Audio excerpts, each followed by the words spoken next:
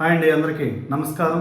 Welcome to hello Andhra YouTube channel. Jaganmohan Reddy గారు తన security పెంచాలి, తన ముఖ్యమంత్రిగా ఉన్నప్పుడు తనకి ఎంతమంది సెక్యూరిటీ ఉన్నారో అదేవిధంగా అంతమందినే తనకి సెక్యూరిటీగా కొనసాగించాలని చెప్పేసి హైకోర్టులో ఒక రిట్ పిటిషన్ అనేది దాఖలు చేయడం జరిగింది. అయితే దీనికి సమాధానంగా నారా లోకేష్ గారు జగన్మోహన్ రెడ్డి గారికి జవాబిస్తూ ఒక ట్వీట్ అనేది చేయడం జరిగింది.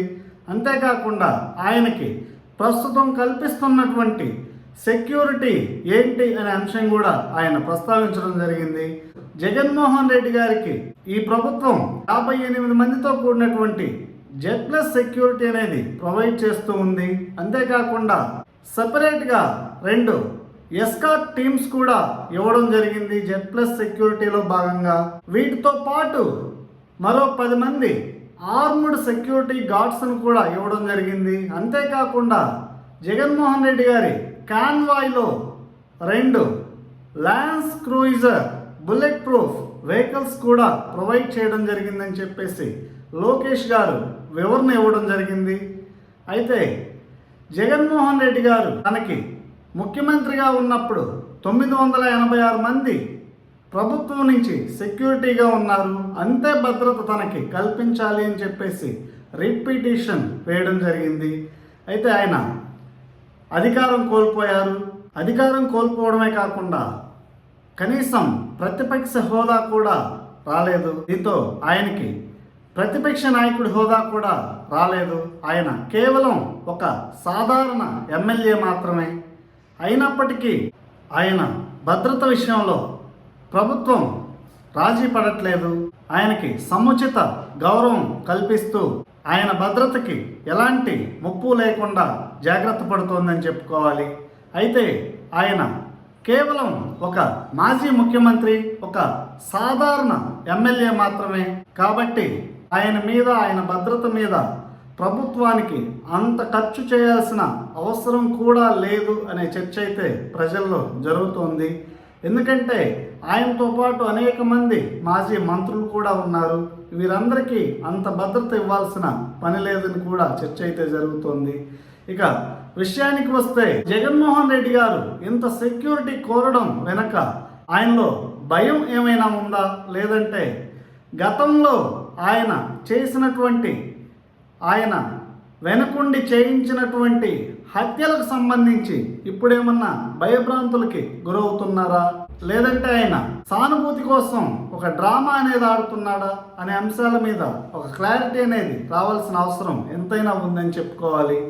సరిగా 20 సంవత్సరాల కిందట 2005లో తెలుగుదేశం పార్టీ అధికారం కోల్పోయిన తర్వాత అప్పటి మాజీ మంత్రి పరిటాల రవి గారు తన సెక్యూరిటీ అనేది రాజశేఖర రెడ్డి ప్రభుత్వం 4 గన్మన్ల నుంచి 2 గన్మన్లకు తగ్గించింది. ఆ 2 గన్మన్లు కూడా రిటైర్డ్ అయినటువంటి పోలీస్ హోంగార్డులు.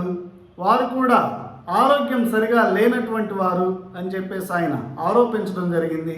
దీని వెనుక నన్ను అంతమొందించాలి అనే కుట్ర అనేది జరుగుతోంది. ఈ కుట్ర వెనుక అప్పటి ముఖ్యమంత్రి రాజశేఖర రెడ్డి గారి కుమారుడు జగన్మోహన్ రెడ్డి గారు ఉన్నారు. అంతేకాకుండా ఆయన ప్రధాన అనుచరుడైనటువంటి దంతులూరి కృష్ణ అలియాస్ మంగళ కృష్ణ తనని అంతమొందించడానికి ప్లాన్ చేస్తున్నారని చెప్పేసి ఆయన ఆరోపించడం జరిగింది. అయితే దాని మీద జగన్మోహన్ రెడ్డి గారు పులివెందుల కోర్టులో పరువు నష్టం దావా వేసి పరిటాల రవి గారిని పులివెందుల కోర్టుకి అటెండ్ అయ్యేలా చేసి ఆ మార్గంలో వెళ్తున్నటువంటి పరిటాల రవి కాన్వాయ్ని కూడా ఆపి పరిటాల రవి కాన్వాయ్ అంతా కూడా సోదాలు చేసి ఆయనకి ఒక వెహికల్ మాత్రమే ఇచ్చి పంపించారు అనేది జగన్మోహన్ రెడ్డి గారు మర్చిపోయినట్టున్నారు. మనందరికీ తెలిసిందే ఆ తదనంతర పరిణామాలు ఏమి జరిగాయి. అసలు బెంగళూరులో ఉన్నటువంటి జగన్మోహన్ రెడ్డి గారు పరిటాల రవి హత్య విషయంలో ఎలాంటి పదగ్రహణ చేశారు, అంతేకాకుండా ఆ హత్యలో ప్రధాన ముద్దాయిగా ఉన్నటువంటి మద్దెల చెరువు సూరికి, అంతేకాకుండా ప్రత్యక్షంగా హత్యలో పాల్గొన్నటువంటి జోలకంటి శ్రీనివాసరెడ్డి అలియాస్ మొద్దు శ్రీనికి ఏ విధంగా సహాయ సహకారాలు అందించారు, అంతేకాకుండా హత్య జరిగిన తర్వాత జోలకంటి శ్రీనివాసరెడ్డి జైల్లో ఓం ప్రకాష్ చేతిలో ఏ విధంగా చనిపోయాడు, ఆ తర్వాత ఓం ప్రకాష్ ఏ విధంగా హత్య గావించబడ్డారు జైల్లో, ఇవన్నీ కూడా ప్రజలందరికీ కూడా తెలిసిందే. కాకపోతే ఇప్పుడున్నటువంటి బిజీ లైఫ్లో తెలుగుదేశం పార్టీకి చెందిన మంత్రులు కానీ, ఎమ్మెల్యేలు కానీ, నాయకులు కానీ మర్చిపోయి ఉండవచ్చు. ఎందుకంటే జగన్మోహన్ రెడ్డి గారికి కౌంటర్ ఇచ్చే విషయంలో వీరందరూ కూడా కొంత మీనమేషాలు లెక్క పెడుతున్నట్టు కూడా మనకి తెలుస్తోంది. ఈ విధంగా తెలుగుదేశం పార్టీలో మంత్రులు, నాయకులు, ఎమ్మెల్యేలు ఉండడంతో తెలుగుదేశం పార్టీ కార్యకర్తల్లో ఒకంత అసహనం కూడా మొదలైందని చెప్పుకోవాలి.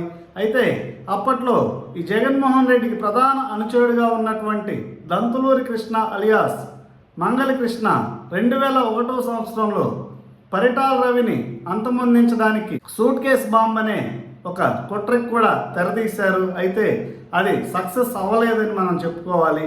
ఆ కేసులోనే దంతులూరి కృష్ణకి 5 సంవత్సరాల జైలు శిక్ష అనేది విధించడం కూడా జరిగింది. అయితే ఆ తర్వాత పరిస్థితులు చాలా వరకు మారాయి. మళ్ళీ జగన్మోహన్ రెడ్డి గారి ముఖ్యమంత్రి అవడం ఇవన్నీ కూడా మనందరికీ తెలిసిందే. అయితే జగన్మోహన్ రెడ్డి గారిని ఇంకా ఆ భయాలనేవి వెంటాడుతూ ఉన్నట్టున్నాయి. ఇందులో భాగంగానే తనకి Z+ కేటగిరీని మించి ఆయన ముఖ్యమంత్రిగా ఉన్నప్పుడు ఉన్నటువంటి ప్రైవేటు ప్రభుత్వ సెక్యూరిటీ వేల మంది కావాలని చెప్పేసి ఆయన ఆశిస్తున్నారు. అసలు ఆయనకి అంత సెక్యూరిటీ ఇవ్వడం అనేది ప్రజాధనం వృధా చేయడమే అనే చర్చ కూడా జరుగుతోంది. ఈ అంశాల మీద మీకున్నటువంటి అభిప్రాయాలని కామెంట్స్ రూపంలో తెలియచేయండి. Thank you.